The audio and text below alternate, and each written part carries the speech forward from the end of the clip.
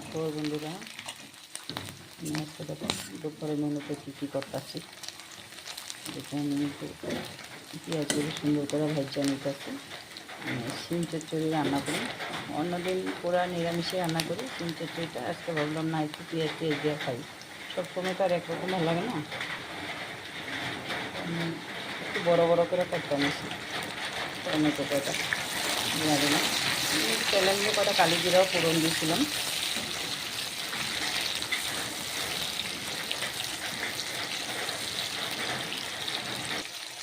টমেটোগুলো একটু ভাজা ভাজা হয়ে গেছে, আমি শিমগুলি দিয়ে দিই।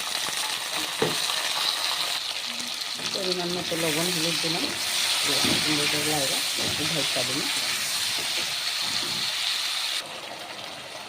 দিয়ে দিলাম আমি সরষা পাউডার, আর দিলাম একটু লঙ্কা দিলাম, দুটা কাঁচা লঙ্কা দিলাম।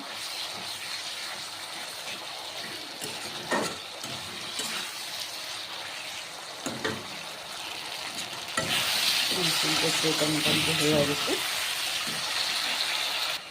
আর বন্ধুরা এদিকে দেখো, আমি আজকে ডাল তরকা বানাইছি, মসুর ডাল নিতে সম্পূর্ণ আলাদাভাবে বানাইছি। নিচ্ছি রোজদিন যেরকম বানাই এরকম ডাল বানাই নিয়ে আসতে তরকা করছি। এটা আমি একদম রসুন পেঁয়াজ টমেটো লেবু পাতাও দিচ্ছি এটার মধ্যে, সব কিছু দিয়ে একটু ডাল তরকা।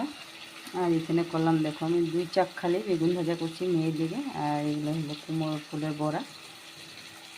কুমড়ো ফুলের বড়া যে আমার মেয়ে তো খাইবই না, খালি খালি খাইলো 2টা, আর আমিও খাইলাম খালি খালি, মানে এই যেটা ডালে লয়ে খাওয়াইব। আর লাস্টে ডিমেরটা অমলেট করে দিলাম নানা লেগে। বন্ধুরা আমার রান্না বাড়া কমপ্লিট হয়ে গেল। এই যে সাদা ভাতটা রান্না করছি, আর এদিকে শসা কাটা নিয়েছি। এটা কিন্তু কালকের লাউ তরকারি, এদিকে নিরামিষ তরকারি, এটা আমিই খামো। এদিকে মেয়ের লেগে ডিম একটা অমলেট। আর এই যে আমার শিম চচ্চড়িটা, তেলটা একটু বেশি হয়ে গেছে। বড়া ভাজা, ডাল তরকা, আবার এদিকে পাঁপড় তরকারিও রয়ে গেছে। আইটেম কিন্তু অনেকগুলি হয়ে গেছে আমার এখন খাওয়ার। তো বন্ধুরা আমার ভিডিওটা এতটুকু। ওখানে ভালো লাগলে লাইক করুন, শেয়ার করে দেবেন।